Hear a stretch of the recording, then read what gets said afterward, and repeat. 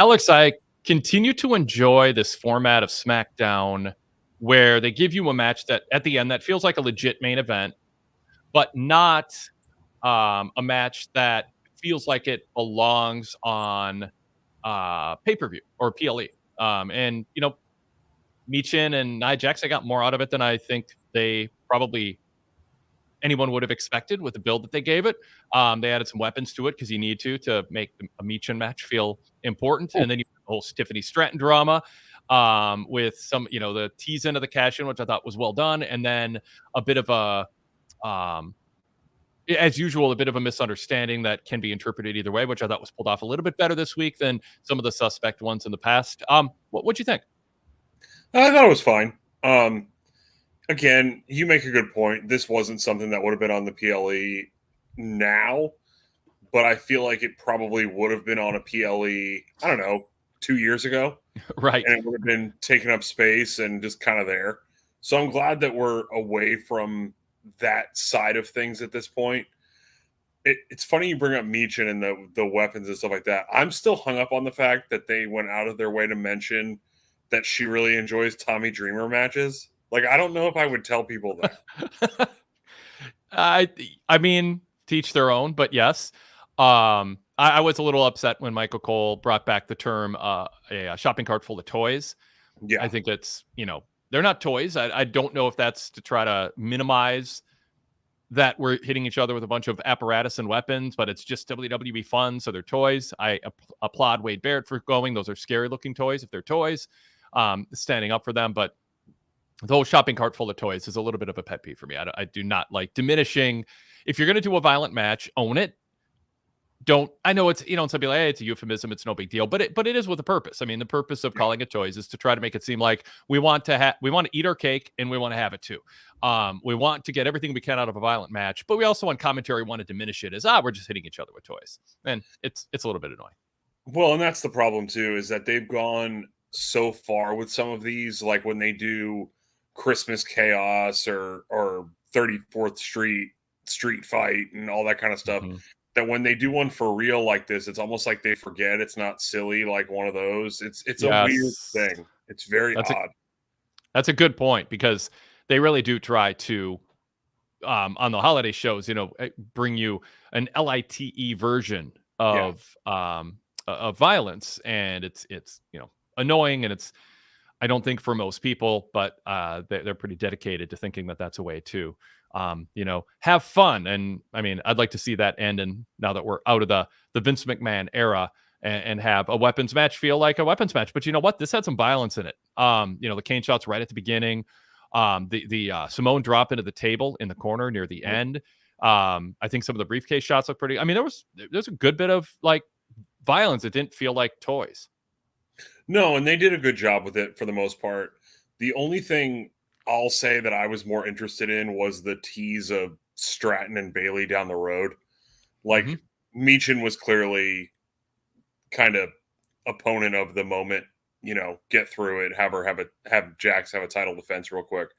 But the newsworthy part of this that came out was Stratton and Bayley in a feud, because I think a lot of people saw that coming when Stratton won Money in the Bank and made the assumption Bayley would be champion. But I don't think anybody really thought we could get it anyway. And it looks like they're going that direction. So that's kind of encouraging. Tell me about your thoughts on Tiffany and Nia Jax and the relationship, the dynamic, the path towards presumably Tiffany becoming a babyface who turns on Nia Jax. Sometimes we're surprised there's a twist. And her, I mean, I thought it was clever to have her run out with a briefcase in a way that looked like Nia Jax is down. I'm gonna cash in, and she just runs right. Runs right to Michin and knocks her down. But then she's got the briefcase in her hand, and the ref is like basically a co-conspirator against Nia Jax. Like, do you want to hand me this? It might be a good time. And Tiffany's like, oh, maybe I hadn't thought of that, or I did, but it's not something I'm going to do. But do you think I should? You've been around longer than I have. And then suddenly Nia Jax rolls over and looks up, and Tiffany's like, no, I don't dare. I'm scared to. I don't want to. I'm loyal to you. Whatever her rationale is, we can't really believe her or read her mind. And then she goes and hits Michin again. So talk about the dynamic there, and if you think they're doing a good job WWE style with telling this story. They are, but I'm a little concerned that they're going to turn Stratton too quickly. Mm-hmm. I think that's Um, a fair concern. Yeah. that's really all it is. I think she has a lot of potential. Like, so Tiffany Stratton, in a way, is like the female Kurt Angle. And what I mean by that is she's already like miles ahead of other women, and she's only been working for a couple of years. Mm-hmm. On top of that, she has the look that they look for and an actual, character. Yep. So she's going to get opportunity after opportunity after opportunity to make it work. So the sky's the limit for her Yep. because I'll use Liv Morgan as an example. Liv Morgan got opportunity out after opportunity and chance after chance, and she's just now finally catching on. Stratton is miles ahead of where Liv was at this point. Yes. And if you go back even further than that, like Trish Stratus when she started out had the personality, the look they look for, all that stuff. But on a scale of 1 to 10, her wrestling was like a 2. And Trish got better over time, and eventually, she was a 6 or maybe a low 7. Stratton's like starting this at a 5. Yep. So Yeah. in 3 or 4 years, again, with all of the opportunities and everything like that, where's she going to be? Like, it's not a crazy thought to think that she could be one of, if not the top women's wrestler in the world in the next 3 to 4 years. Like, that's not nuts. Yeah. So I'm a little concerned that they're going to turn her face and burn people out. And she's going to end up with, albeit maybe a better, like, technical wrestler, she's going to end up with, like, Roman Reigns syndrome, where people rebel.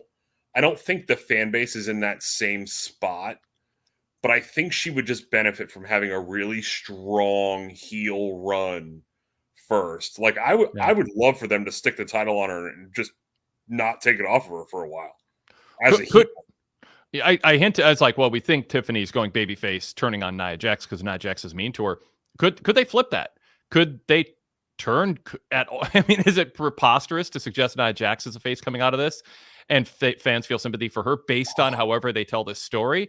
I haven't mapped that out in my head as a possibility, but does it sound crazy to you, or is that possibly they're throwing a little curveball at us, and they have the same concerns you do, and they actually want to preserve her as a heel for a while?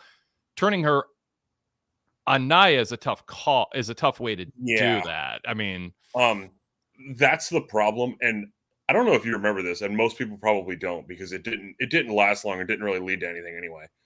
But they tried that already with Alexa Bliss and Nia, where Alexa Bliss like mean girled her. And I have a fear that if they did go that direction and kept Tiffany heel and turned Nia face, that's what it would be. And I just don't think that works, especially with how they've built Nia up this time around. Like, she's in a better place than she's probably ever been in that company. Oh yeah, and she's earned it. Yeah, and she's this is a good run for her. Yeah, and she's doing well. Like, at the end of the day, is she going to be champion for like a year? Nah, probably not. But she's doing well in her role, and she's going to serve it's a recent example, but she's going to serve the Damian Priest transition role on the women's side until they go with, Stratton as the next star or back to Bailey or, wherever they decide to go. I mean, hell, it might be Jade Cargill at this point.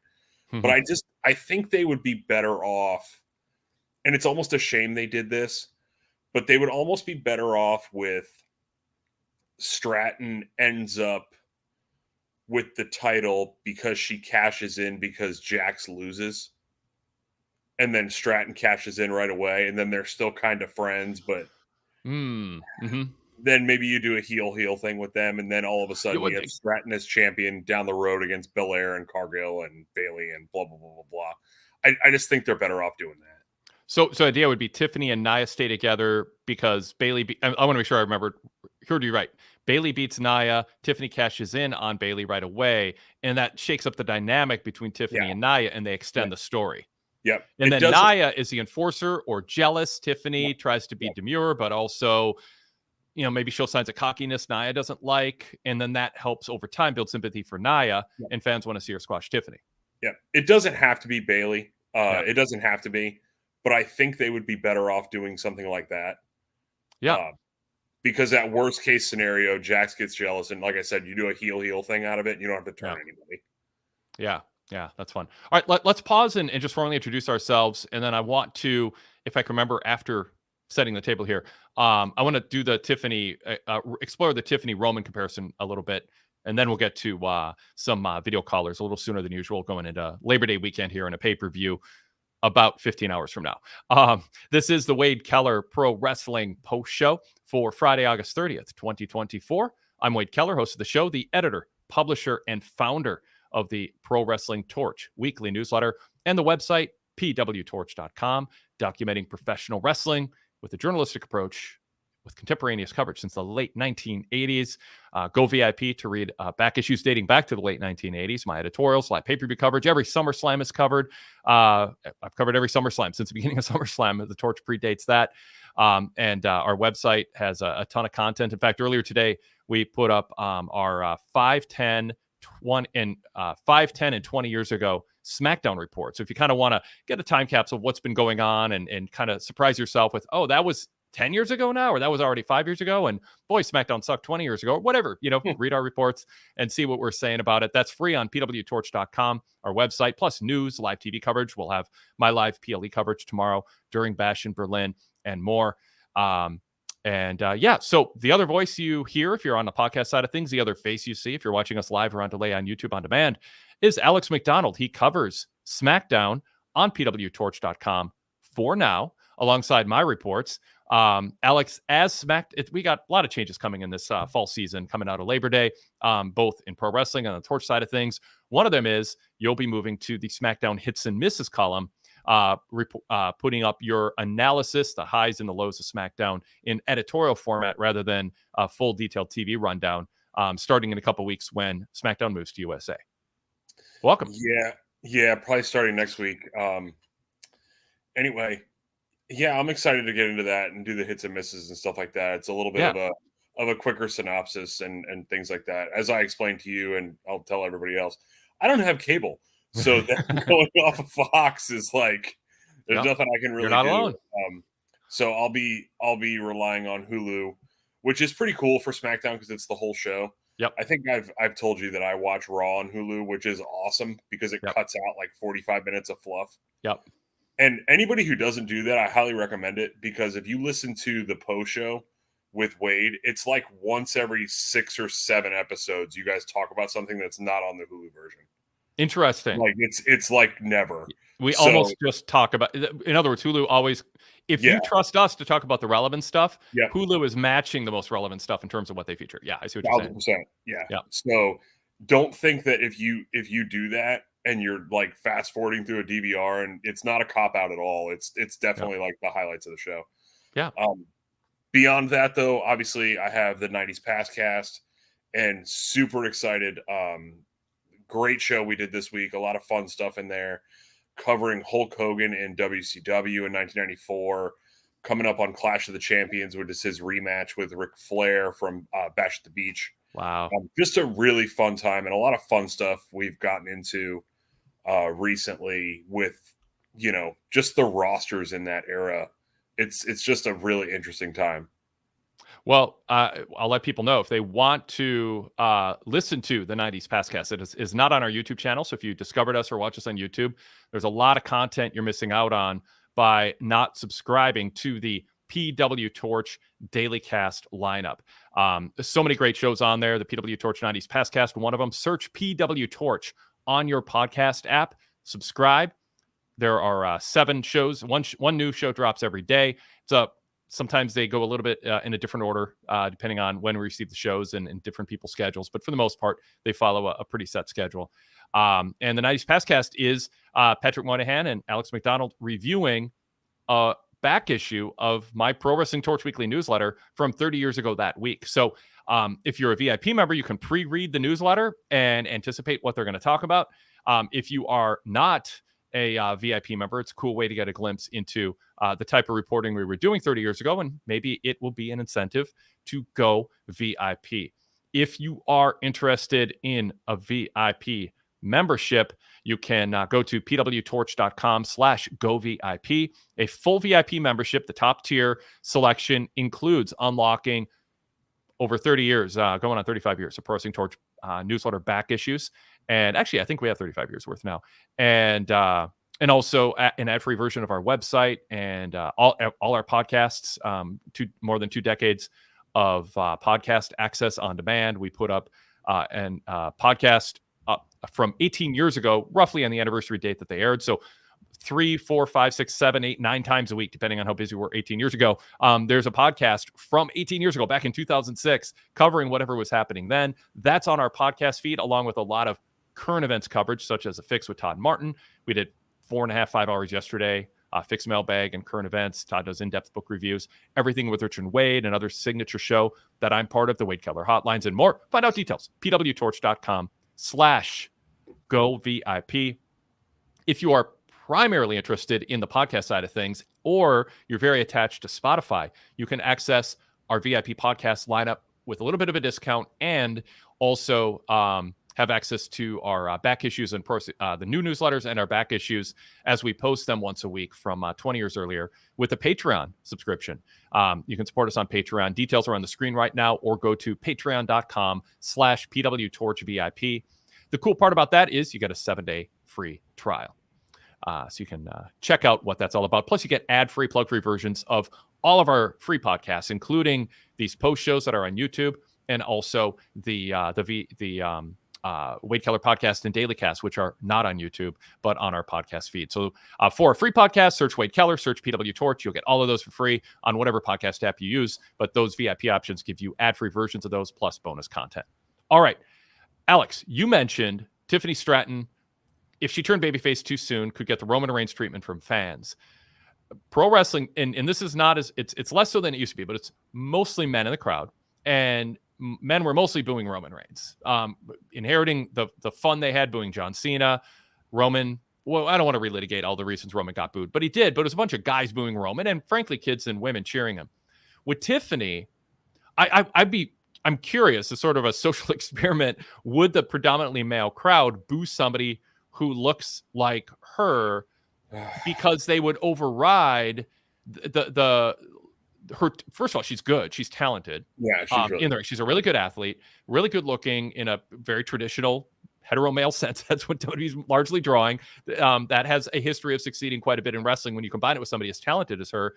And if she's hardworking and full time, and she isn't scripted to say suffer and succotash, and whatever, all the things that haunted Roman, would the crowd actually cheer her, even if she was, quote, being shoved down their throats, which was a phrase used about Roman all the time? See, the problem is that you put in the qualifier that she's not told to say things like suffering succotash. Yeah. WWE's not super duper great at booking female baby faces. Mm-hmm. Like, outside of Bianca, I don't really know if they know how to do it. And even then, like, Bianca hasn't grown at all. Like, I like her. I think she's entertaining, but she has a lot of the same traits that Stratton does. And if Stratton is a face, she's would just be Bianca. Like, I just don't see where they could give Stratton a personality as a face that wouldn't feel like really plastic. And you see that about her quite a bit on the internet as it is, which is why I kind of think that you would have, it might be more of a vocal minority than the Roman thing, unless it became cool, because that's what happened with the Roman and Cena thing too, is that after a while it was just cool to boo them. So you had people who didn't even really like wrestling showing up thinking it was cool to boo these guys. So it could be a vocal minority thing, but with Stratton, you're right. It's probably not the case. I just don't know what they would do with her. Like, what her whole character centers around, like, being the daddy's girl, rich, spoiled, all this kind of stuff. Like, what is she as a face? Because you can't do like the Charlotte level of face where, well, I've been champion a bunch of times and I'm a legacy star, because she just got here. And you can't do like the Bianca level of face because Tiffany comes from privilege. Like she's not fighting up from anything. Yeah. So I just don't understand how she's a face, and if she is, how at least a portion of the crowd doesn't turn on that automatically because like she's an entitled rich kid. Like there's no, I don't see any way she's a face unless they do very big character changes with her and we go on an actual journey where we see her change as a person. Mm-hmm. And you can't just do that with, oh, she cashed in on Nia. Right. Like that doesn't work. Yeah. All right. Very good. Let's bring Sean from Tennessee into the show as our first video caller. It feels like it's been longer than usual, Sean, by a pretty wide margin since we talked with you. Welcome to the show. How things going? Going well. Yeah, it has been a while. I had someone pass away in my family, so I've been away for that for a while. So sorry to hear that. No, I appreciate it. I got to hear all the post shows after the fact. It was so weird. It took like a week to listen to some of them, so I was like, felt like I was catching up. But I have to listen to every one of your post shows because I always want to hear. It took me. I had to. Well, actually, last Saturday I had to watch like all 3 shows during the week in one day. Like I saw your reports on them and the post shows, but like I want to watch them myself to kind of get my own feedback on it. So It was fun. It was fun. And Wade, I want to say real quick, tomorrow's college football. Like, not like college football.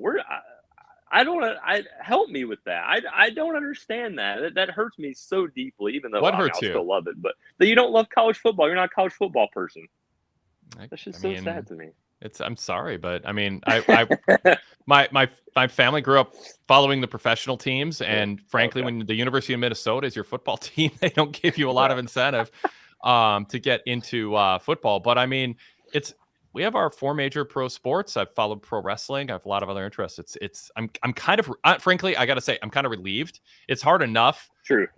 During Minnesota winters, you go outside less because it's cold. A lot of the time. I mean, there's still fun things to do in the snow, but January and February is tough. And so I'm like really glad we have both a hockey and a pro basketball team that I follow, and I like the NFL. So that's enough. I mean, like if I lost like 2 or 3 pro sports teams, I probably would, because I like sports, get into college football, despite the fact that it looks like amateur hour and it's hard to watch bad football. Oh, I was thinking that. I didn't mean to say it. Sorry.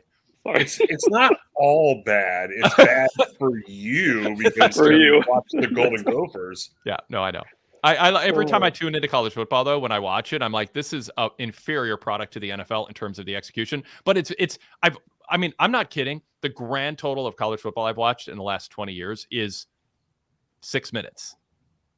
Oh, so, yeah. I mean, really, I mean, I just haven't made time for it in my life. So anyway. No, I got you. Alex, Packers, baby, all the way, buddy. All the way. Congratulations on being this offseason's most overhyped team. I hope you really enjoy your 9-8 record.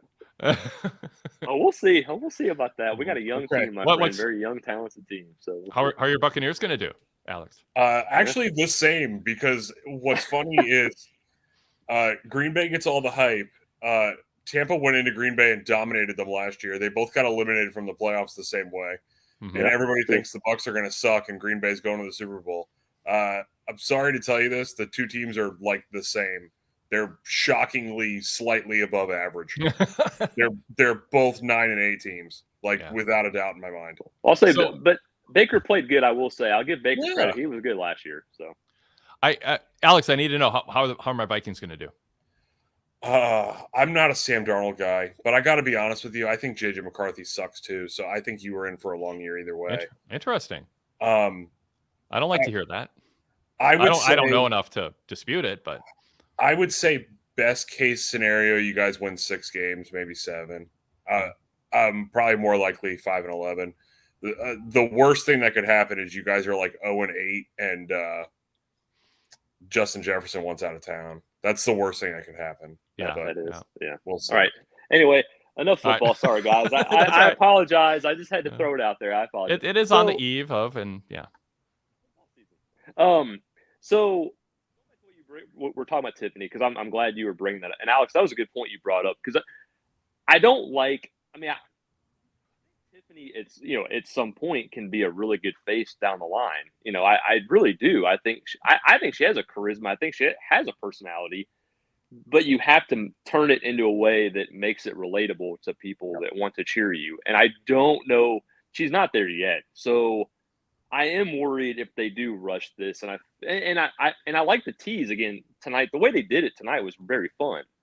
But I do think, kind of be careful, because obviously we saw how bad of a face Charlotte's been, and I don't want Tiffany to be that person. Because with Bianca, she is in a weird spot, because even though I like that her and Jade are together, I think there's going to be a fun story whenever they do break up. I think it's going to be interesting whatever they do.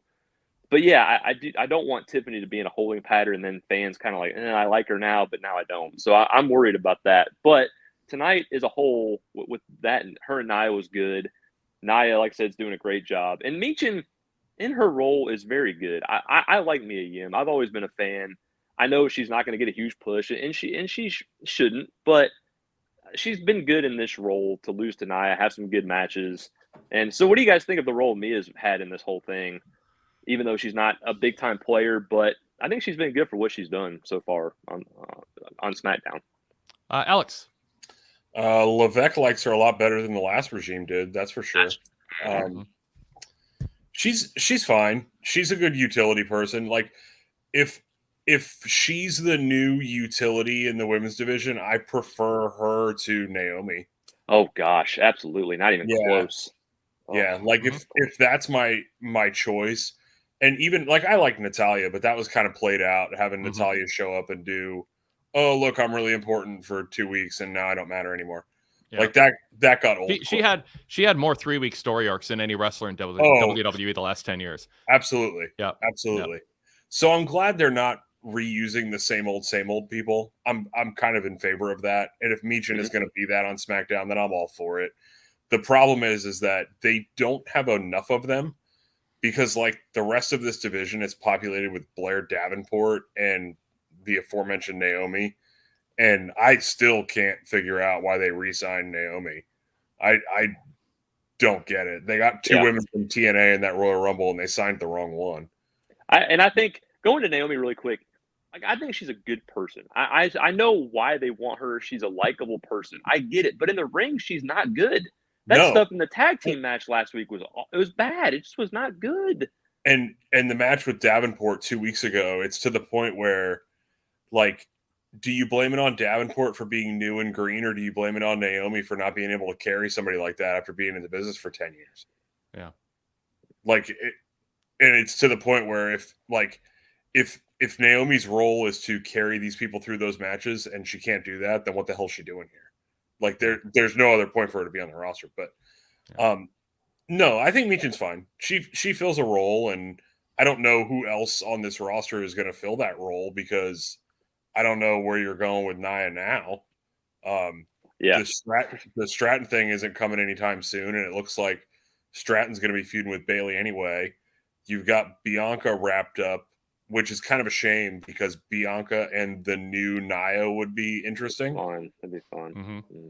Same thing with Jade Cargill, but that's not going to happen anytime soon, nor should it. And other than that, like, the rest of this division is kind of, and I don't want, if Charlotte does come back here soon, which I don't know when she's coming back, that would be the worst thing to do, because we just said she's a terrible face. So that would not work. So I don't know where they're going. Yeah, that's a big dilemma, because Nia's in a good spot, but if they don't have anybody to work with, it's kind of like, where do they go? I don't know if Charlotte's a shoo-in to be on SmackDown. I know there's the Andrade thing, but they're going to do a lot of change-ups once Netflix hits anyway. So I don't know. I wouldn't pencil that in. That's true. I want to interject, because people who do super chats are getting priority here, and it's on topic. So let me bring Jordan Saylor's comment in. Thank you, Jordan, for the super chat. How did the ref know that Michin's shoulders were completely down if she couldn't see them because of the can?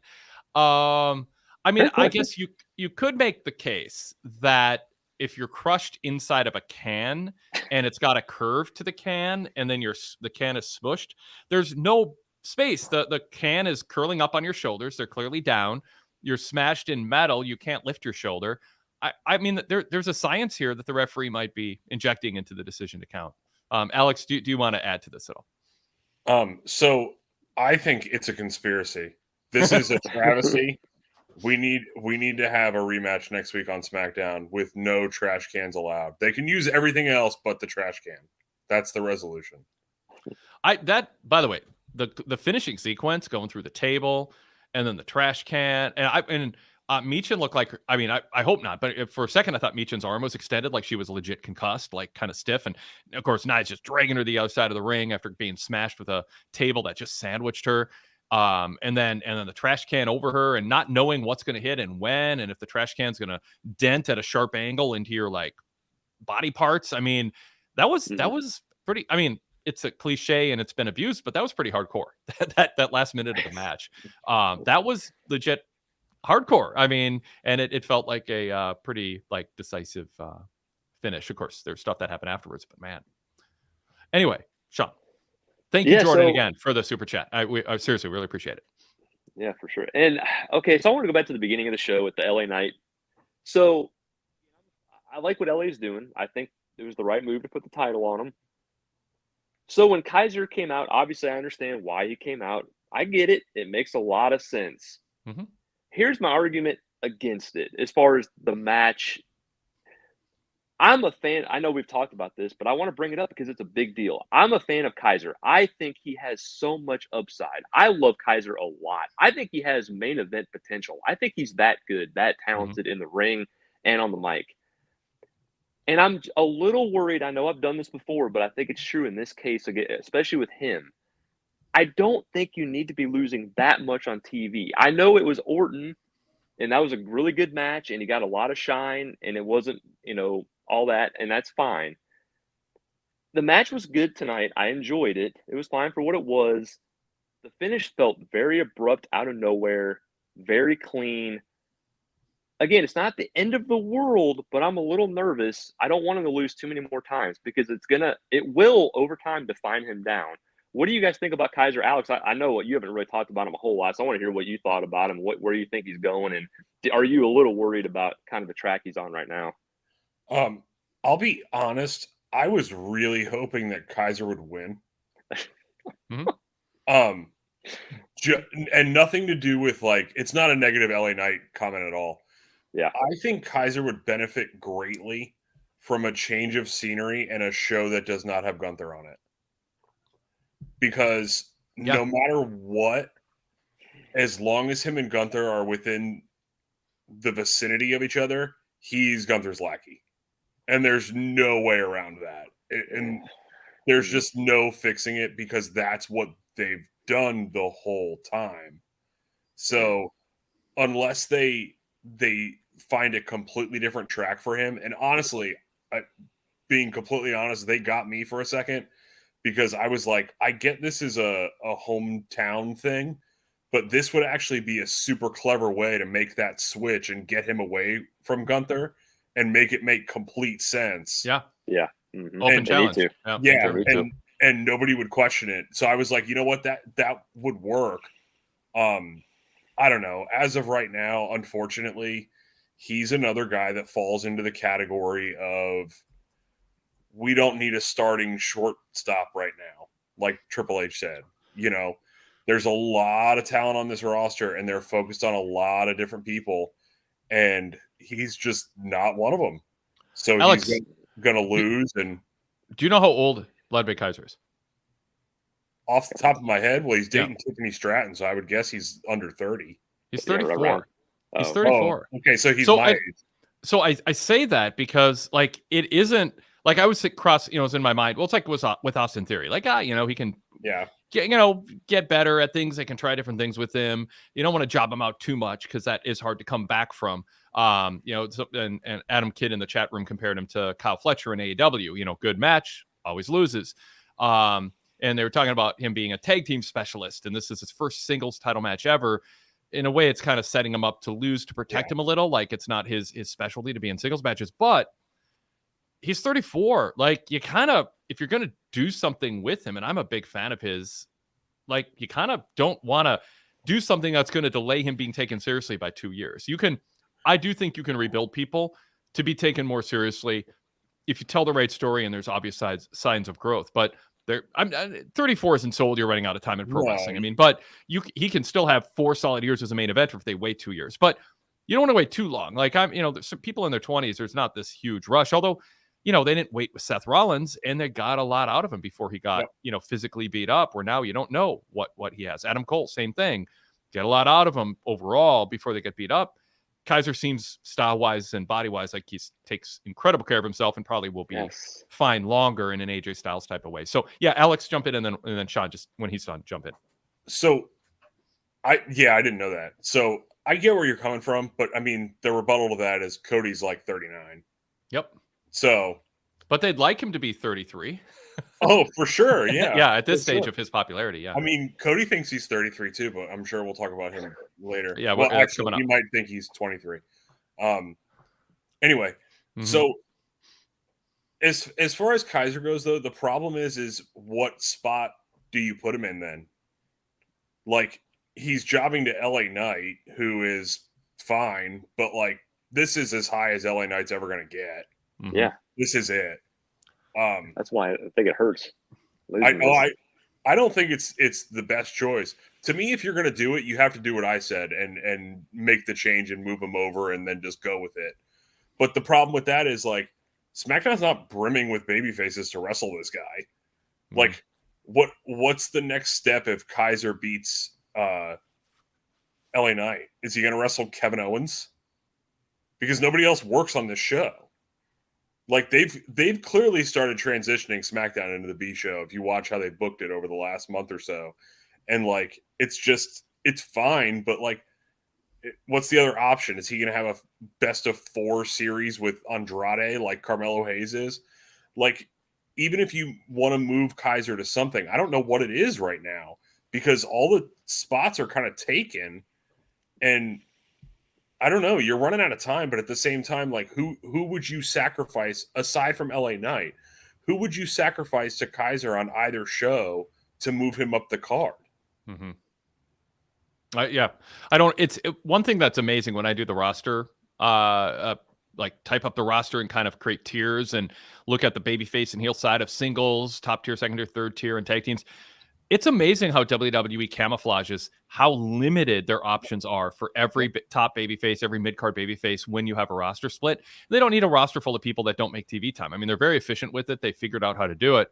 But when you have a discussion like this, that's when it comes to the forefront. One thing I want to say, so don't forget about LA Knight, is when he entered that ring and the crowd was chanting LA Knight, he paused for a couple seconds, and I saw like human emotion in him as opposed to a character, which is, I can't believe this is happening to me, given where I was 4 and 8 years ago in this business. This is freaking cool. And I thought, I mean, those are really cool moments. And maybe I misread it, but I mean, if that is true, that's a really cool moment. I'm going to pretend it is. I'm going to pretend I'm right, because that was a cool moment. I felt like he got tingles, like he was like, damn, this crowd. And of course, he also knew it was fleeting because he's going to have a Ludwig come out and it's going to be a mixed crowd reaction after that. And I also thought it was interesting because I assume he winged it because you don't know what the crowd's going to do when they booed Washington, D.C. And he was like, come on, no, don't boo D.C. Kind of, it's fun when there's little real moments, because then you have to process, what does Paul Levesque think about this? What do the crowd think about it? Will it be in trouble for it? So anyway, a couple little observations during his promo. But this is peak LA Knight. I mean, what's happening right now? Yost title run. I'm glad he's getting it. He's gotten better in the ring. He is a WWE style wrestler who needed WWE style seasoning with some wrestlers who could help him work his style better. He's not going to go to AEW and keep up with, a lot of things that they do there. But this has been fun to see for him, because he was on a long journey before getting here. Yeah. And Sean, yeah. And I'm a little worried because, as you remember last week or 2 weeks ago, whenever it was, when they showed the new package on Vinci coming up, they better, like, again, Vinci's okay to me. I mean, we'll see what they do when he finally comes back, but Kaiser has so much more upside to me. And if they had Vinci start winning all these matches and start doing all this stuff, yeah, I'll be okay to see where they go with it. But Kaiser to me is just way higher on the scale to me. I would push him way higher if I'm going with him. I would do way more with him. So I'm a little worried to see where what they do with Vinci. I can tell you. I can tell you what they're going to do with Vinci. Yeah. He's going to feud with Andrade, and they're going to trade wins back and forth because there's nobody else on the show. Good decoding of their options. I mean, yeah. Well, I was going to ask you about that. I'll ask you about that real fast because Sure. the more I was thinking about when Andrade and Carmelo, I mean, of course, the matches have been really fun. And I feel like, and it's weird because with Carmelo, I thought they were really defining him down. And I think they have to a degree again. But at the same time, it's like, I think it's good that you have a guy you can work with that you can have great matches with and help build you up a little bit. And I think they're trying to do that. But yeah, it's like, where do they go? It's just like, well, they have a best out of 7. They both just trade wins back and forth. How is it? I'm still kind of like, how is it helping either guy? It's like, yeah, the matches are great. We know what they both are, what they can do in the ring already. So it's not like we're seeing something we don't know.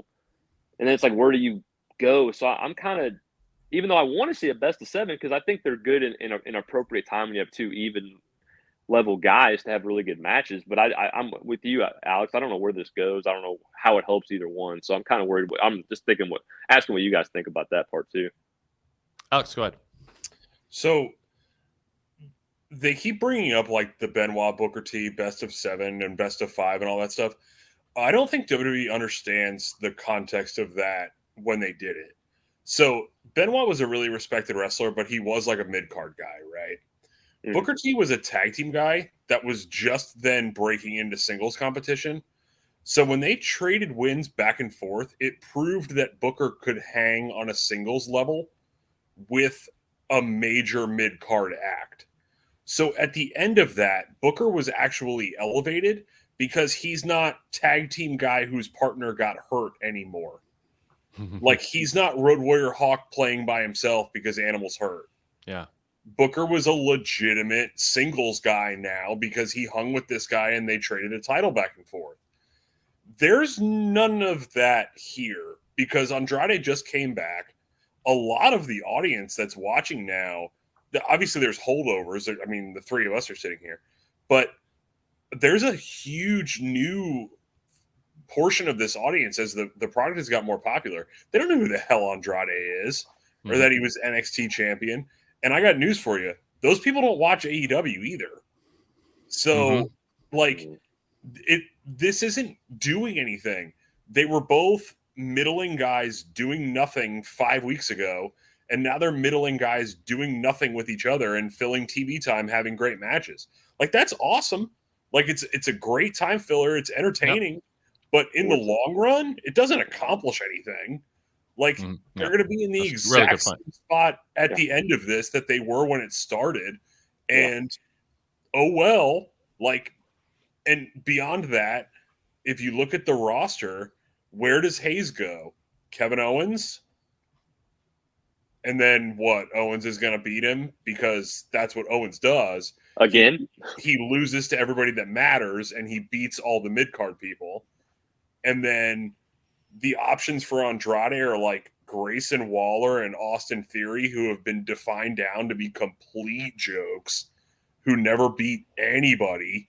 So it's just, even after this is over, there's not upward trajectory for either one of them, unless you're going to go with Hayes and he feuds with LA Knight and beats him. But even then, I don't know how much of a step up that is for Hayes at this point. I mean, I guess it is, but yeah. I was going to add something I forgot. So, Sean, anything else you want to add? I'll see if my point comes back to me. Yeah, the last thing I was just going to bring up was you were talking about it, Alex, like the Cody KO stuff. Definitely wanted to hear your thoughts. I was kind of torn when it was I mean, overall I liked it. I think there's a story build going into this. It's the tease of, is KO going to turn? Is he not? That's intriguing to me. I think they've done a good job of making it. Is he or will he? I don't think he will, but at the same time, it's like it's got you guessing, and I like that. And Cody's now questioning it, and I think he should be. He should be questioning it. Are you going to turn? Are you, what is this? Are you going to keep your word? Are we going to be friends after this? Whatever. But I think KO. I mean, it was weird him bringing up the injury because I was like, whoa, where did that come from? And then, I just thought it was a good overall back and forth. It gets me.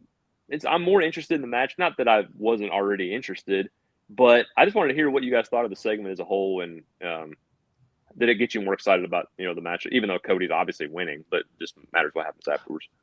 Well, bringing up the knee adds a little bit of kind of storyline doubt whether it's inevitable that Cody wins. Because even if you're not like a meta fan, you're just a casual, take it as it comes, enjoy it. Now you're thinking Cody was a heavy favorite, but if his knee is hurt, maybe KO is going to win. Maybe he's going to cheat to win. Maybe he'll turn on Cody and win, and he'll go after his knee. WWE's going for trying to bring some fans adding a little bit of doubt, even if they still wouldn't put $10 on it. They want a little bit. Like I often say, the job of a pro wrestling promoter is to give fans a story to believe in. And often that belief can be just you're playing along for the fun of it, like you're watching a horror movie, but whatever. So I like that aspect of it. I mean, why not? And then the KO just being, kind of supremely confident and unapologetic, except for Kofi, which is kind of a fun bit. And then you have Cody. Every time he brings up his past, it's like, ooh, he's talking AEW. Is he supposed to do this? Will the crowd know what he's talking about? Although his journey is much longer than AEW. And the line that stood out to me is, all my friends couldn't follow me here. Almost made it sound like AEW was this burning building and everyone wanted to come with him to WWE and experience the success he has. So these two are really good. And then Cody going, I don't have many friends in this business. You're one of them.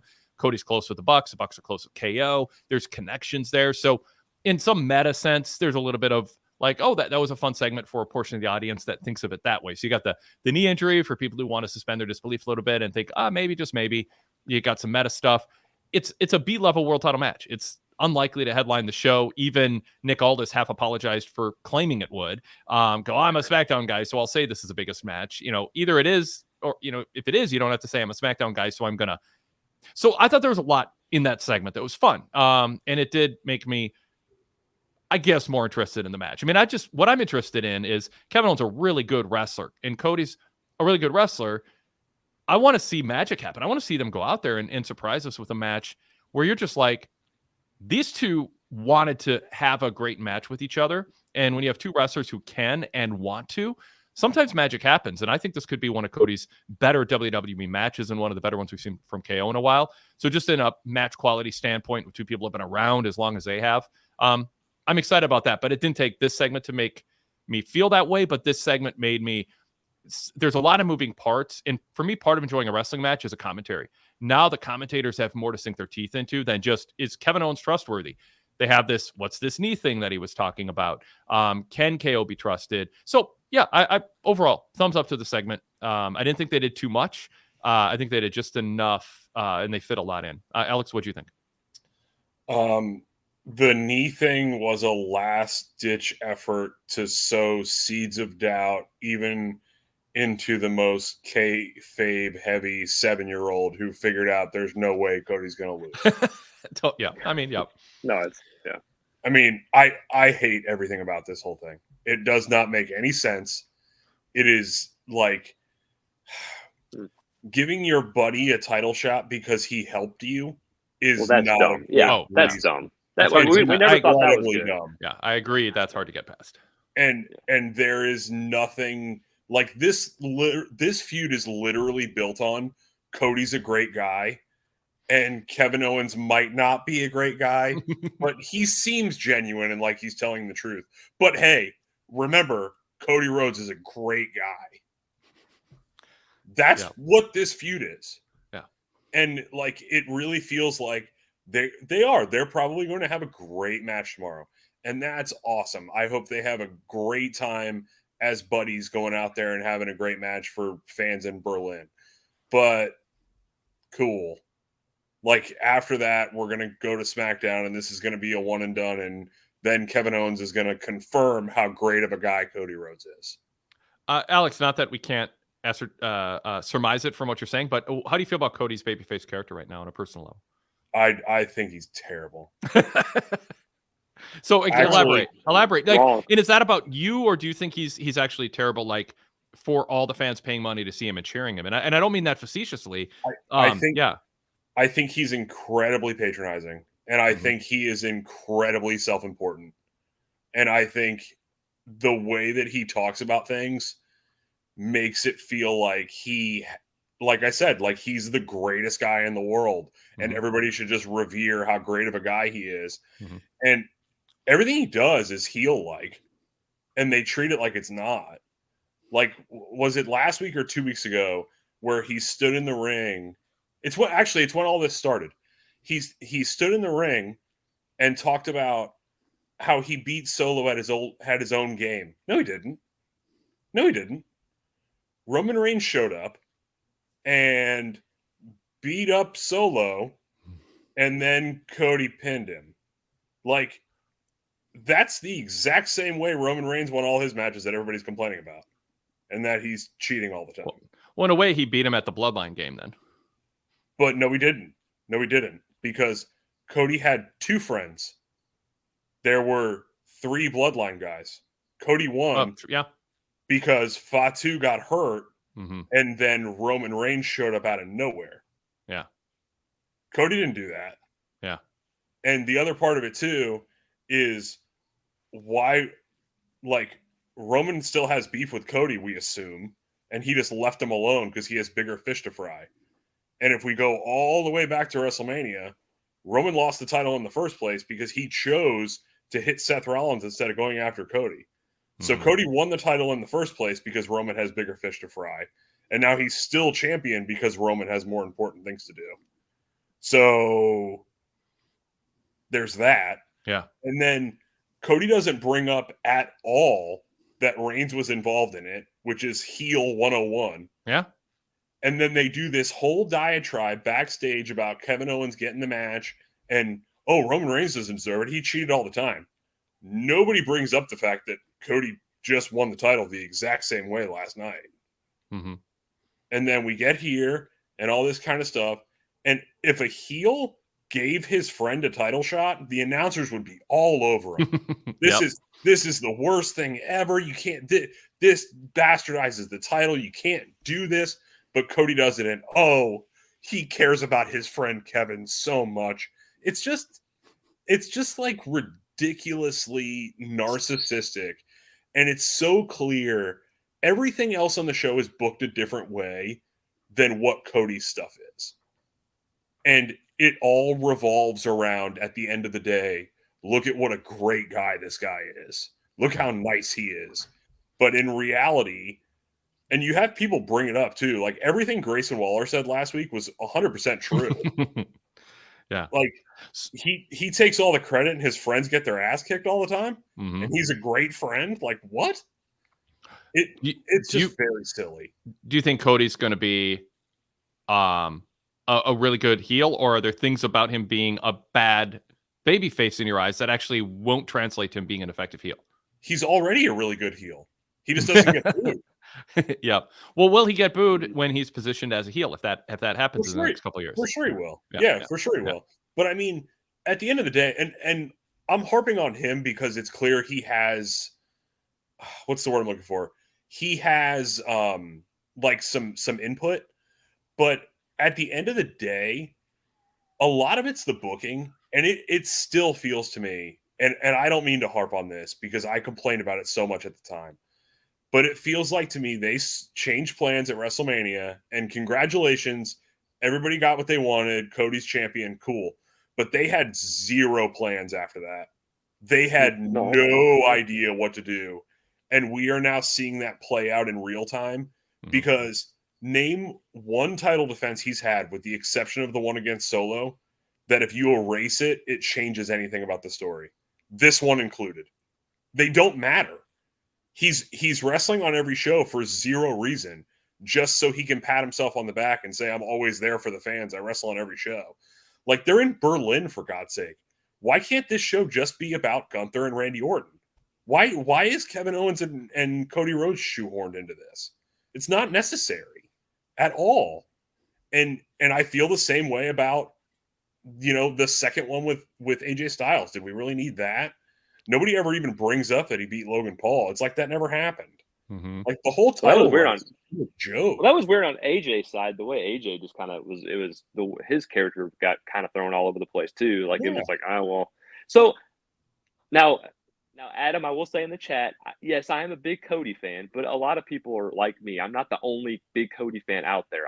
To be fair, and Alex, I mean, I see what you're saying. I don't disagree with what you're saying. He comes like, maybe I'm a sap he comes across genuine to me, but I see the points you're making and they're valid. like he comes out and vouches for his friends. He comes out and fights for them and does all this stuff. I mean, it's not like the friends are getting beat up and he hasn't come out. He's come out and fought for them and done stuff for them. I think he makes it feel like, oh, I'm there for you. I'm there to help you if you need me. But when he won at Mania, there was no plan. We see that there's no plan. It's just like, oh, we're gonna wait till 6 months down the road. We're gonna build to The Rock or whoever. It's fine, but it's not good for booking perspective.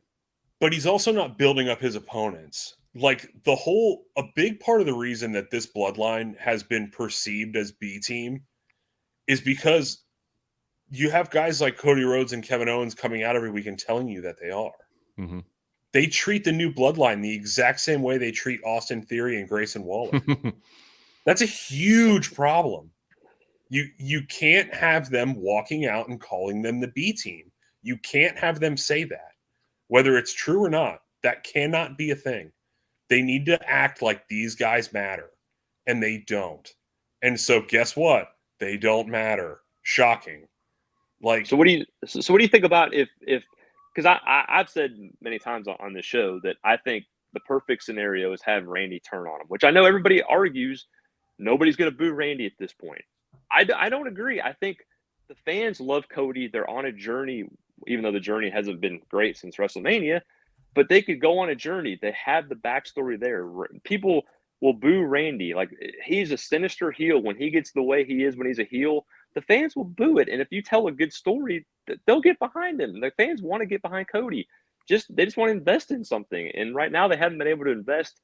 That's why I like the KO, at least, okay, KO's turned in the past. Okay, at least there's something where, hey, he could turn on him. We know he's not, but at least you're invested in something. There's something to dig your teeth into, weird as it is. I would have preferred that to this. Like, what I kind of wanted to happen was I wouldn't have minded Sammy and Gunther on this show. I think that could have worked really well because Gunther's first big title defense, and he has to defend against the only guy that's beat him recently. I think that would have worked really well. And then Randy against Rhodes in a similar situation as this. Like, the Drew Money in the Bank thing worked out really well with how they did it. But I wanted Orton to win Money in the Bank and then call his shot against Rhodes. And you could do that here. That way it's kind of a friendly thing. And then Orton turns on him later and Kevin Owens is caught in between them because he's friends with both of them. I think that would have been the better course of action that makes them all slightly more important. And you don't have to have the two turn. Because if Owens is caught in the middle, you could even go to a triple threat out of that, or he could wrestle Orton, or he can even wrestle Cody at some point. You could have got to here anyway. The only problem I have with that is, like, on the list of people that don't need to turn heel anymore, they burned an AJ Styles heel turn on this title run already, and that was one we didn't need. Well, here's my thing too. Going back to real quick. Sorry to interrupt you, Alex, but when they brought Carmelo up, right? They brought him up. He comes in. He goes to Cody, talks to Cody, and all of a sudden he's like, "I want a match with you." And it's like, okay. And you have a match right out of the blue, lose for no reason. You could have built Carmelo up to go against him, and build Carmelo up in the process. Like, he's going to lose, but he could be a lot bigger than what he is right now. You could have done something with that, and you blew it the first night. He's already losing to him. It's like, what are we doing? I didn't like that at all. I couldn't stand it. They could have done that with a lot of people. This sounds silly, and he's an older guy, but they could have had Ciampa show up as a monster heel destroying people and built him up for 3 months, and he could have wrestled Cody. Like, they had a bunch of opportunities. They have a bunch of people they can choose from. They just choose not to.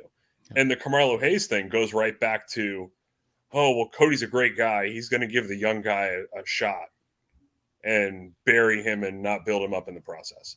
And here we are. Like, it's kind of where we are. And it is what it is. But I agree with you. They should have had a different path. And it feels like there was zero plan. And guess what? It's September. Yeah. Well, I'll get off here. I've been on here too long. Wade, I appreciate you, man. Alex, it's always fun, man. Thanks for having me on, guys. I appreciate it. Go VIP. Have a good one, Sean. Good seeing you, Sean. Thanks. Good contribution. All right, let's bring Ashley into the conversation as our next video caller. Ashley, welcome. Good to see you. Love the background. Love the string lights. Hello. Oh, hey. Yes. Thank you. Thank Yep. you. I just realized it's super dark in my room as I was waiting, but yeah, I'll try to do better next time. But hello, and I'm so happy to follow Sean. Sean is good people, but thank you for having me on. How are you guys? Well, I know that's not a question I should ask. I hope you all have had a great day. Thank you. But yeah, I won't keep you guys too long. I know you guys got a busy day tomorrow with the early coverage and everything. Oh, that's But right. Thanks for reminding me. I'm yes. scared with these afternoon shows. I'm so scared I'm gonna like wake up and go about my afternoon, and at like 2 hours into the show, it's gonna hit me. Oh my God, I'm supposed to be reporting on this. Yeah. Yeah, no, I can only imagine. And shout out to you guys because when I pulled up the reports to find the link, my brain just cannot do two things at once, like yours apparently can, and Alex, well, transcribing the shows just match by match, like and move by move. So shout out to you guys because y'all make it look easy, and it's definitely not because I can barely make notes sometimes. So shout out to you guys. But I just wanted to kind of backtrack a little bit. I know this isn't really the main or hot topic, but it was something I was thinking about earlier when you guys were talking about the women's division and everything. Just really quick, and I kind of want to touch on the Cody Rhodes part as well. What do you think of Jade and Bianca going forward? Because I'm just assuming, and most likely like everyone else, that they're going to win tomorrow. How long do you think they're going to stay together? Do you think they're going to hold the tag team titles for a while? Because the division isn't really obviously that full. Do you think they're gonna, I guess, probably by default, hold it for the next, I would say, 6-ish months or maybe to Mania? Or do you think they're gonna break up prior to Mania to set up a one-on-one match with Jade and Bianca? Part of me is just kind of iffy on it. But I saw a post recently. I think Jade has just made her 1 year mark in WWE. So it's just kind of interesting. I just kind of did like a retrospect of her year. Not that we have too much to really sample from, but yeah, just kind of I guess your thoughts on Jade as well, just her progression so far in the WWE umbrella, and what do you think of them as a team, and how far do you think they're going to go? Azan in the chat said Belair and Jade should have been tag champs until the Rumble. In other words, no interruption in that. Alex, your thoughts on tag division, women's tag division, and Jade in particular? I think I'm ripping off Javier, but I agree with him. I think it was Javier who's mentioned that he thinks they'll be tag champions going into the Rumble and lose them sometime around there and break up around there to get to a match at WrestleMania. I think that's the most likely scenario. I also think there's a strong possibility that with what Mania could end up being this year, like they didn't do a women's tag title match this past year. So we could have like an Eddie Guerrero, Rey Mysterio thing where they're still tag champions and end up wrestling each other, which would be interesting. If they do like a respect thing at WrestleMania and then maybe the angle comes sometime after that going into SummerSlam. That would make more sense if Jade has not progressed a lot between now and, February, March. But those are kind of the two options I would say are on the table at this point. All right, Ashley. Yeah, no, very fair, very fair. But just really quick, because I'm a big Cody fan as well. So just throw that out there. I kind of agree with you guys though. I've kind of been a little disappointed with his run since Mania. And I kind of had a bad feeling when I was there. I was there live for it and just watching the celebration with everyone flooding the ring, like your Triple H's, Bruce Pritchard's, just like all those random producers that we know about, like if people like us who like pay attention more so than like you're not casual but just your average fan.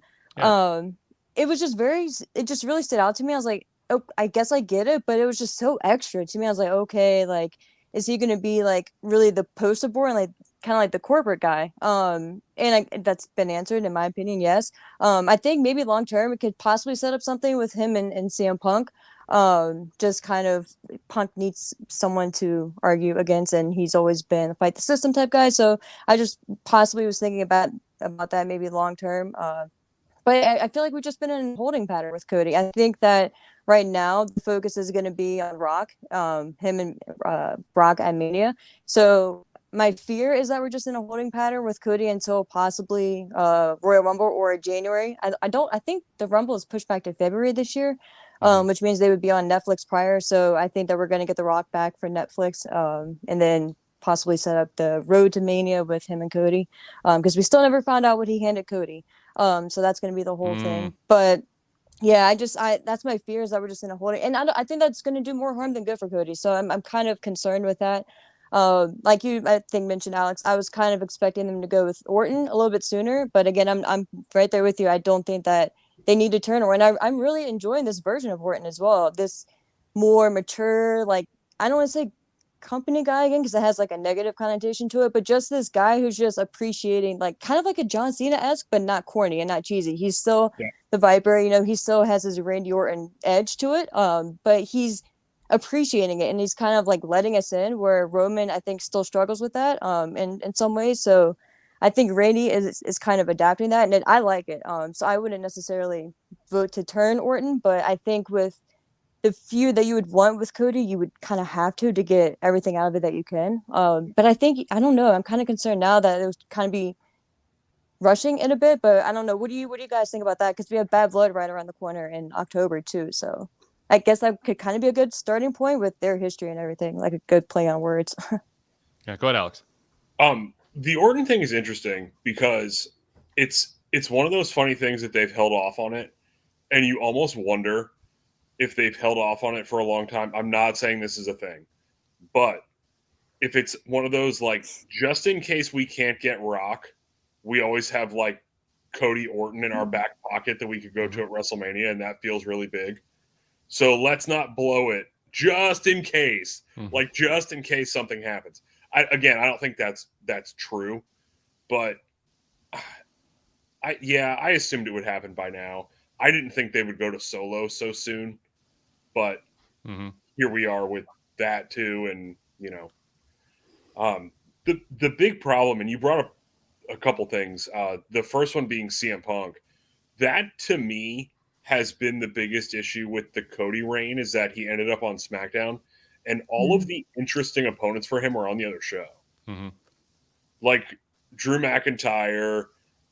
I don't really need a 15th Seth Rollins Cody Rhodes match, but it is what it is. Yeah. And then CM Punk. Those are definitely more interesting opponents for Cody, and they're guys he hasn't worked with, so it'll feel fresh. Maybe once the Netflix refresh happens, we get some of that stuff. You also brought up Cody being the corporate guy. He's definitely the corporate guy, but we have found out something in the last 2 or 3 weeks. He's not number one, though. He's a firm number 2 babyface. Because when the other guy shows up, people seem to care a lot more about him. Yeah. People in WWE were like, after Cody's win, they're like, that I communicated with, I was like, oh, is this Cody's company now? And they're like, Roman's going to go away for a little while, but when Roman's back, he's going to be the bigger deal. I mean, come on, wake up. This is not a contest. There's nothing, and I don't think they're sandbagging Cody. That's part of the word. I don't think they're sabotaging Cody. I don't think they have to. Well, fair enough, but I mean, if they gave Cody the opponent, if Cody was facing Drew and Punk, I mean, it's like, this is not booking a babyface out of a big WrestleMania win in a way that says we are all behind him and it's going to be one big name opponent after another. This is saying, you know what, we're doing well. There's some big matches with Cody down the line, but we're not going to book around him. They're not booking around Cody. No, every decision they make is about other people. It's an ensemble of priorities, and Cody is not the priority. And that comes through in his opponents. They're in kind of coasting season with some of these shows, and unfortunately, it's great for the overseas markets. That it really, really is. But for the quote unquote home base, these international shows are not great for intrigue or pay-per-views that are not like super house shows. Like that's kind of what they've all become, and that's fine. I'm glad other markets are getting these shows, but let's be honest, we've had 6 or 7 of these now and nothing happens. Like a 10-year-old can tell you who's going to win every single match tomorrow and they'll get all of them right. Yeah. All right. Ashley, what else? Just another non-important point in relation to tomorrow's PLE, but and I'll wrap up with this. And again, thank you guys for the time. But Austin Theory and Grayson Waller's segment in the back. Again, I'm maybe the only one who cares about this, but I was actually kind of surprised that they are leaning more towards, in my opinion, maybe turning Austin Theory face and then leaving Grayson Waller heel in this situation. And again, I'm actually kind of surprised they're kind of even flirting with this idea of breaking them up so soon, because I feel like they could have been a good tag team. And again, the division isn't that deep to begin with, so I felt like they could have gotten a little bit more longevity out of them. So I'm just kind of surprised that they're even, like I said, flirting with that idea. Whether they pull a trigger or not. But again, I'm in the boat of, if you're not going to do it now, like pull the trigger and breaking them up, then why even bring it up to begin with? You just save that. But again, like, and I think another reason why that too, like I've mentioned to you before, Wade, I think Theory is one of those that he kind of needs a tag team right now. And I thought Grayson, I still do think that Grayson Waller is a good partner for him, and kind of like a partner to bounce off of and a good foil. Because Grayson Waller, and I just again see the Miz whenever I see Grayson, just like a young Miz. So I think Grayson has that confidence that Theory doesn't necessarily have, or we just don't see yet, at least through the TV. So I'm just kind of surprised by that, and what they're doing with Baron Corbin. I think Corbin and Cruz, man, it's just a very odd tag team to me. I still can't buy into them. I'm trying, but I've been I'm not gonna say a big Baron Corbin fan, but I've been kind of one of those people for him when the majority is against him. Again, yeah, had some flaws, I guess, and that Money in the Bank cash in was just ridiculous. But yeah, what do you think they're gonna do with Corbin? I think he again, not saying that he could challenge for any heavyweight championship anytime soon or main event, but I felt like when they took him back down to NXT, that was a good start for him, and I felt like he really showed down there. And granted, you are with a whole bunch of new people, so maybe it's like a big fish, small pond type thing. But NXT is what it is, and I think NXT has really grown a lot. So I don't know if that's really saying much, but again, I think that they could have done more with Baron Corbin. And maybe they end up maybe they'll have him turn on Apollo, which is the only way tag teams can break up.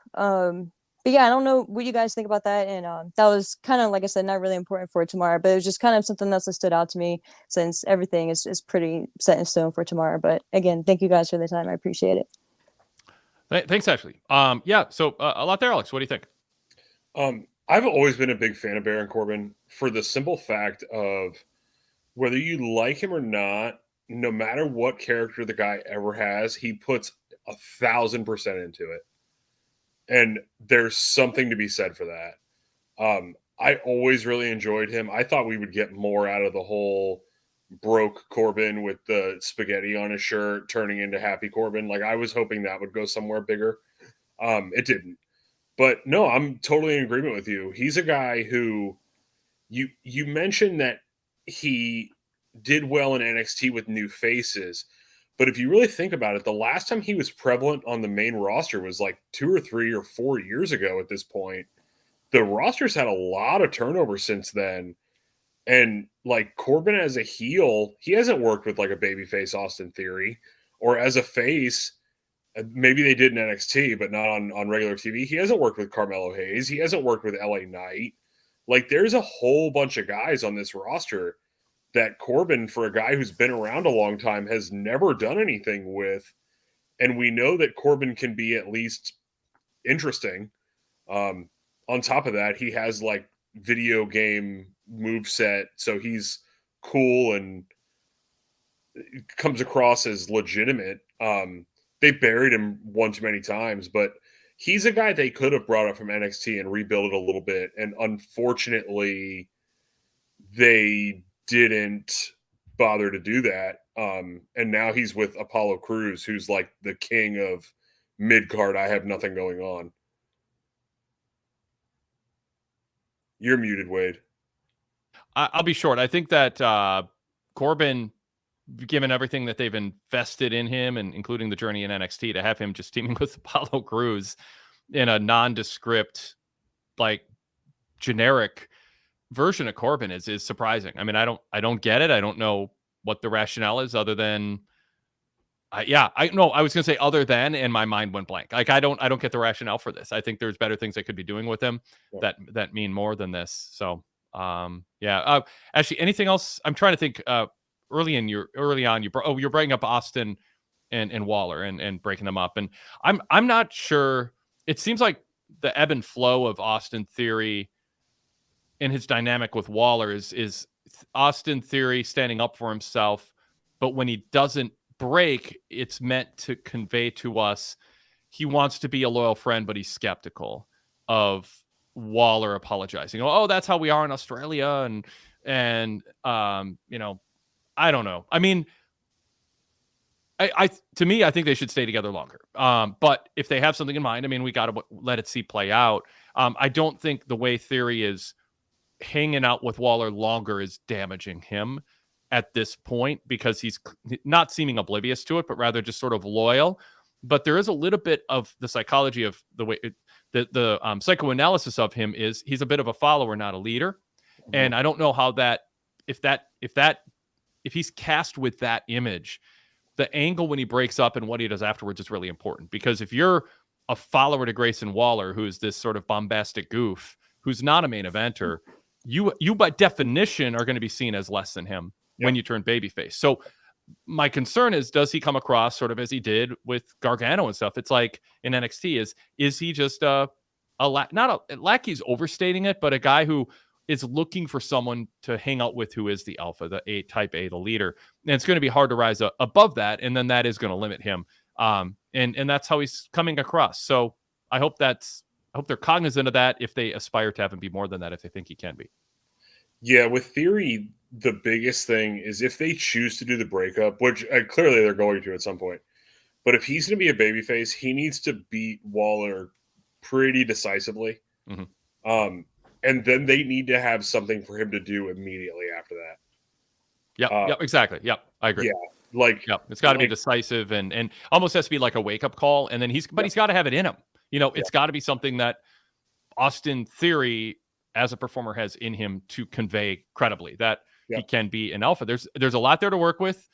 Not everybody agrees, but a lot of people agree. And some people agree in key places. But, you know, you can be a rising star, and that star can fade over time if other people come along that they're more excited about. You know, Trick Williams, Braun Breaker, Obafemi. I mean, there's people who can just like move you down even at no fault of your own. So, you know, Theory's got to show through performance and nuance and all of that and earning fan reaction to, you know, live up to the booking or perhaps hopefully not, but overcome bad booking. Hopefully he doesn't have bad booking. Yeah. No, he's gotta beat Waller, then have like a big time promo, and then move immediately into a program with somebody that matters. Yeah. Yeah. And just seem like a grown up, more of a type A grown up guy. Yeah. Yeah. Actually, any closing words, or are you good? I will just close with, I love the love that Bailey gets whenever there's international fans. We're overseas. I just love the song. It just warms my heart. But thank you guys again. Have a good night. Thanks for calling in. Listen to the post show. Thank you. Yep. Enjoy your weekend. Thank you. You too. All right, let's keep rolling and bring Rude Dog Hendrick into the mix.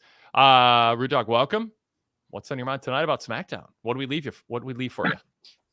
Not a whole heck of a lot, honestly, but there wasn't like a whole lot to even talk about this show, but I don't mind if Sean and Ashley steals all my thunder. But so I might touch on some things that you've already brought up, but bring a different perspective. Sure.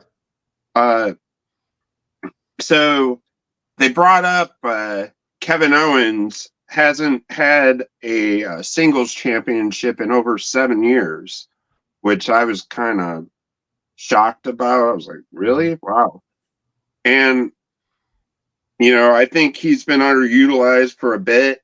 Do you think there's a second chance for him to have like a top title in WWE? What do you think, Alex? What's left for Kevin Owens? Unfortunately, I think the answer is no. I wish it wasn't, but they are so jam-packed at the top right now. You know, Cody on one show, and I assume eventually we'll get to the point of Cody and Roman being on separate shows, and they'll realign everything a little bit. His best case scenario for a title run at this point would be if he got something similar to what Damian Priest just did. I think that's like best case scenario. Yeah. Yeah.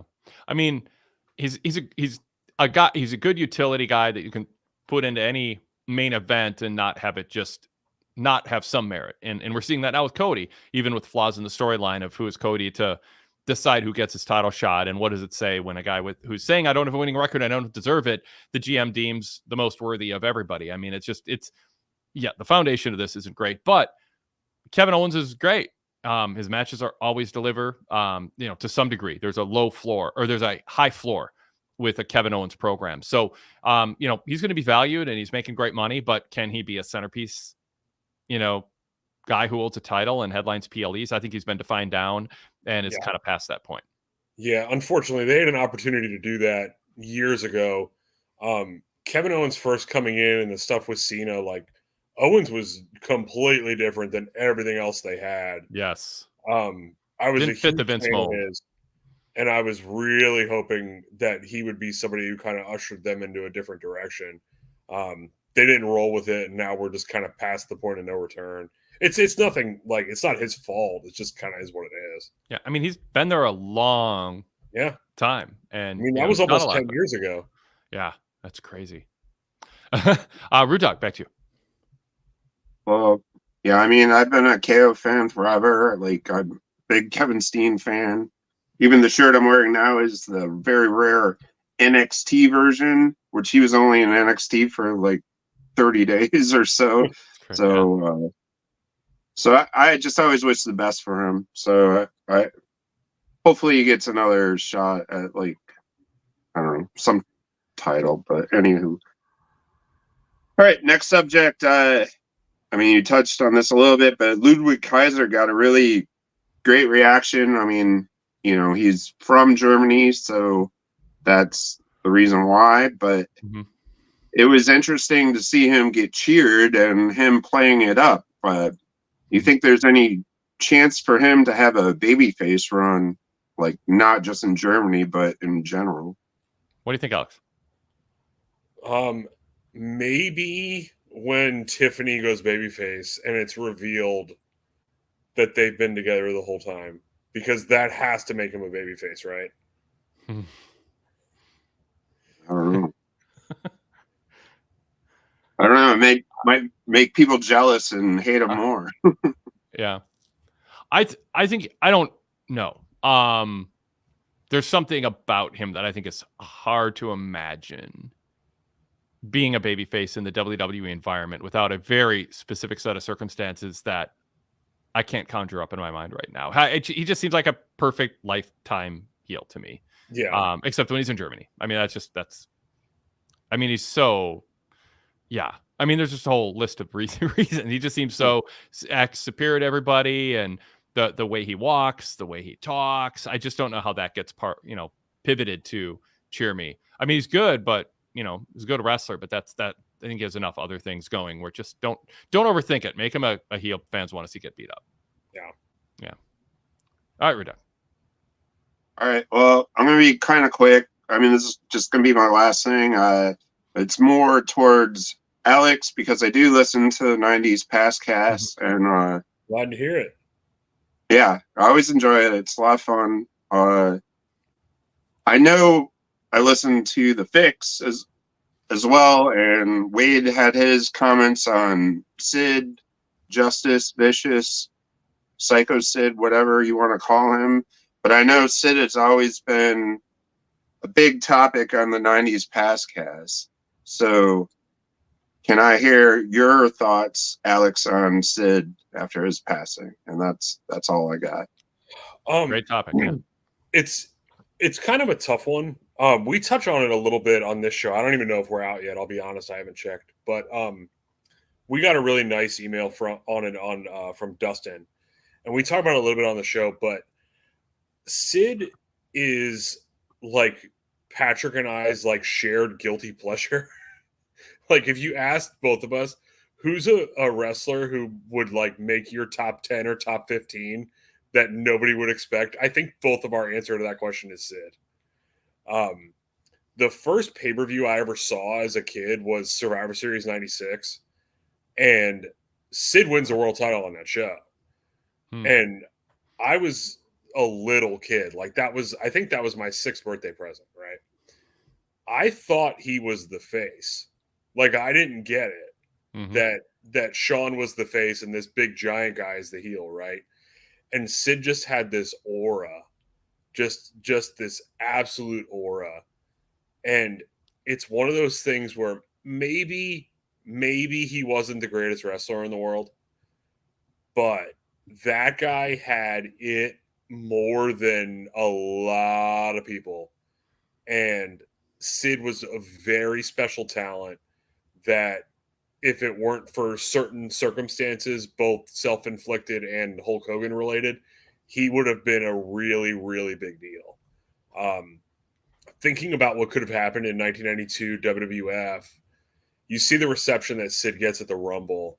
If they had decided to roll with that, and Sid's a big-time babyface against a heel Ric Flair going into the rest of 92, it really changes the dynamic of 92 going into 93 with Sid. And I mean, it's a huge like butterfly effect type thing. Mm-hmm. But Sid was awesome. I'm not a huge fan of like the later days WCW stuff, but anything from 90, even into the 97 run, you know, that beginning of 97 around WrestleMania 13 is just such an interesting time. And he is a focal point of it. Like, nobody in the company is really a heel or a face. And he's almost like, pardon the pun, but he's like the center of the universe, because it was hard to understand if Sid was ever a heel or a face, and everybody kind of followed his lead in that era. So yeah, really sad to hear of his passing. I'm hoping we get to see him into the Hall of Fame soon. Patrick and I talked a little bit about who would induct him. Patrick threw out Shawn Michaels. I threw out The Undertaker. If you have anybody else, let us know. But no, we appreciate listening to the show, Rude Dog. Hopefully I answered your question. Yeah, for sure. I mean, he was always a favorite of mine when I was a kid, when I watched him in WCW when he was tagging with Dan Spivey. But yeah, it's sad that he's gone so soon, because he seemed like a sweet guy. But that's all I got. Thanks, Rude Dog. He's one of my favorite wrestlers to photograph. Like, I did a lot of ringside photography during Sid's era and traveled a lot and shot ringside photos and front row photos. And I just threw one up on the screen for our YouTube viewers. Photos of Sid. He was so photogenic. I mean, facial expressions. He posed. He just had the snapshots, the photography of him embodies like, okay, I want to see what this guy's all about. Like, there was an absolute jump off the screen, turn head at airport appeal to him. And there's no question, while he was not a hardcore fan favorite in certain circles, because there was a pushback against anybody who looked like they were getting a push because they were tall and muscular and didn't have, I don't know if indie cred or whatever. I mean, there was a group that pushed back against it, but there was also a group of fans who just thought he was so cool. They didn't care about any of that stuff. Yep. And that existed too. And then kids got into him. The casual fans got into him. You know, in the end, and I talked about this, I think, with Rich Fan on the VIP show, everything. The thing that held Sid back, one of the things that held Sid back, I don't know if it's the number one thing, is he just didn't seem he didn't seem as tough as you would expect him to. Like, he wasn't a badass brawler when he threw punches and when he hit guys and when he wasn't Stan Hansen, he wasn't Bruiser Bro. There's just something about him that felt a little there was a facade covering up, overstating when I say brittleness, but I don't know. He just seemed like a basketball player with a ton of muscles packed on top of it, a charisma, but he wasn't going to win fights. And I think that counted for something with him. He looked like somebody who would play a wrestler in a movie, but in pro wrestling, when it's not meant to look like a movie, but real, something just wasn't quite where it needed to be with him, given the other choices that people had, because you still have to deliver in main event matches beyond the kind of cool, the visual, the audible, the charisma side of things. You still had to have a real credible fight. And that was, where he came up short with, despite all the other assets that he had. Alex. Do you think that also, or part of that, is due to the fact that his heart really wasn't in it? Like, he took time off a lot. Like, wrestling was something he did to make money. Like, that guy was never going to be, in the gym and working on punches and things like that. Yeah. I mean, I don't know that if he was dedicated that he would be a lot better. But if it was his passion, anytime it's your passion versus not your passion, you're going to end up better. So I do think that worked against him. That he wasn't, he did want softball Wednesdays. Yeah. I mean, it's just, Brock Lesnar didn't love the travel, and he quit over that and other things. But he was so good. Like Brock and Sid as a comparison. Like Brock had a lot going for him that Sid had going for him, but he was just a much, much, much, much, much better athlete, and a much more physically tough, credible fighter who looked like he was really hurting his opponents. And with Sid, a lot just sort of, it fell apart when the bell rang, and he had to do more than some showy power moves and pose for photographs. And that did count for something. And ultimately it's good in pro wrestling that counts. I think people who don't understand pro wrestling from the outside think you just pick someone who looks the part. And we've seen people, and Sid goes above the base level of you look like a wrestler, but you have nothing else to bring, that the Jim Hurt types and different people who, think they know wrestling, but don't. Sid had a lot more going for him than that. But in terms of being a top guy, which is all he could be, he looked like a top guy. You can't not be a top guy if you're Sid. I mean, like, there's no place for you on the card if it's like he wasn't Braun. I think Braun Strowman can get away with not being a top guy despite being much bigger than everybody, because there's not a top guy persona to him. Yeah. So anyway, yeah. I'm glad you brought up Brock Lesnar, because that's like the perfect comparison for Sid, or perfect comparison for Brock, depending on how you look at it.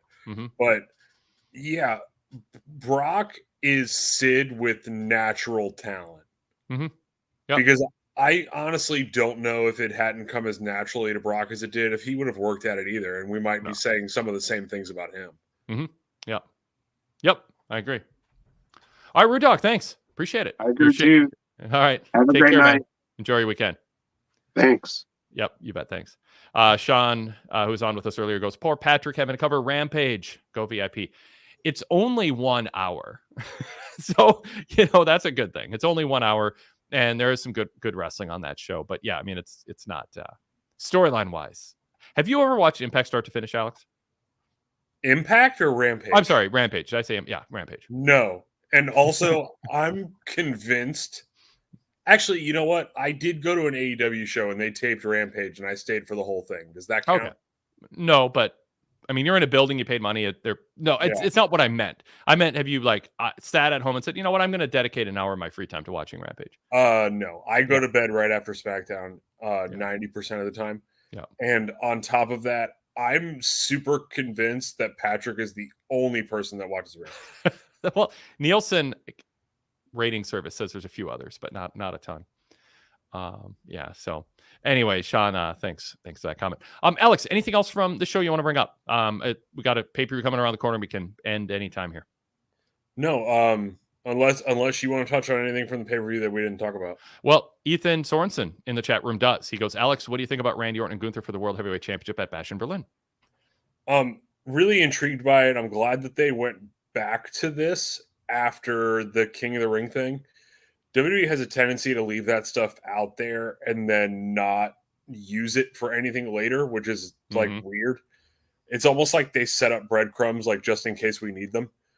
They actually use these, which was really good. So I like that. I like that it has a story to it and there's a reason for the match to happen. I'm not super crazy about the not caring about the brand split thing.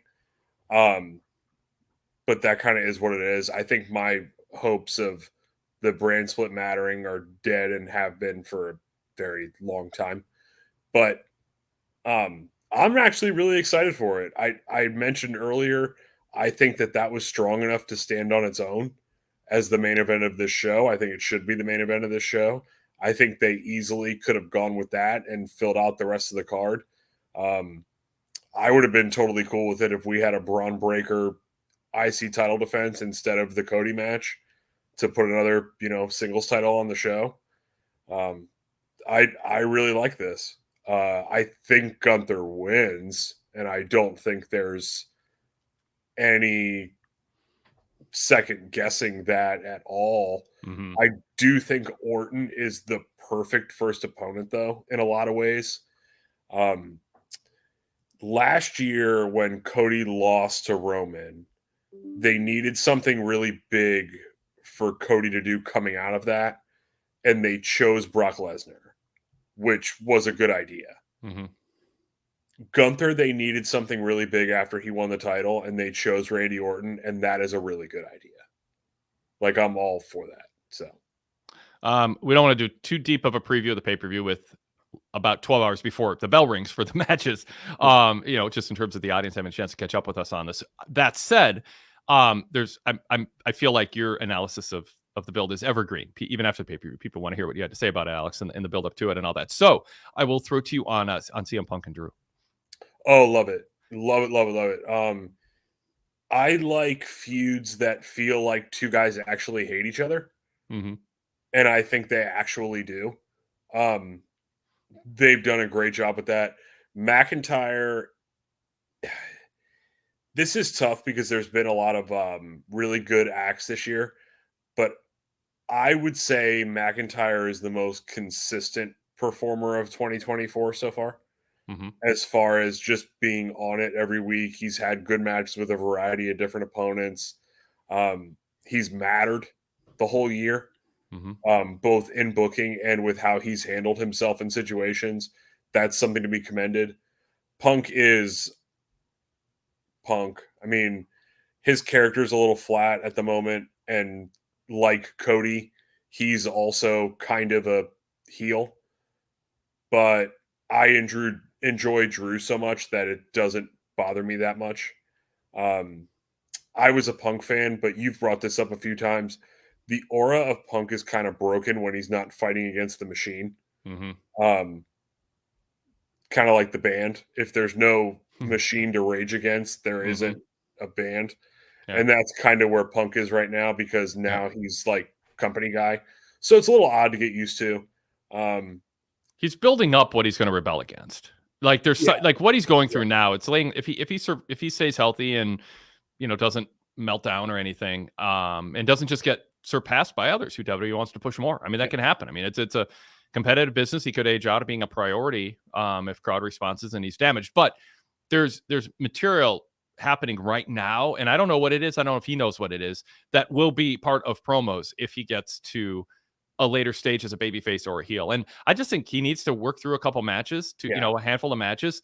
And then like to me, the more intriguing matches for Punk are going to be against people he's never faced, whether it's as a heel or a face, against a Trick Williams, against a Gunther, against Braun Breaker. Like there's fresh, or heck, Grayson, CM Punk as a babyface against Grayson Waller can be fun. It's not main event, but like, that just let's get going. Like I know they want to get their whatever they might do at Bad Blood with them, but it's time to just move on and let Punk start churning through opponents where his promos are fresh and he has fresh material to work with, and he's working with people who aren't going to out duel him on the microphone like Drew is.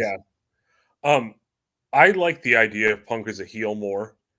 I mean, like, I love the idea of Punk, Sami Zayn, Punk, Kevin Owens, Roman Reigns, Cody Rhodes. Like, I think all of that works really, really well and gets you through. I mean, that's a year. Punk's, not getting any younger, but that's a year's worth of programs that all could be pretty good. But I think he's better off as a heel. I think they needed to get through this honeymoon period where people are happy that he's back, but he needs to turn heel. Yeah, everybody's too rah company right now for him to be a babyface and also be rah company. Doesn't work. Yeah. The mixed tag, Dom and Liv, Rhea and Priest. Your thoughts on that? Unfortunately I think it has to be a squash. Liv's doing the best work of her career. I still can't stand her though. I just don't. I don't know. I think this works because it's closer to who she actually is as a person. I don't know if that's a compliment or not, but I think that's fine. The story's been great, little soap opera-y for me, but I like what they've done with it. I just don't know how you book this other than a complete squash, because after the finish they did at SummerSlam, don't think they can do another screwy Dominic and Liv slip one by, especially with Rhea and Priest both losing at SummerSlam. I think it hurts them really, really badly if they do that again. All right, very good. Alex, anything else before we sign off here? No, that's it. Cool. Awesome. Thanks, chat room. Thanks to our video callers.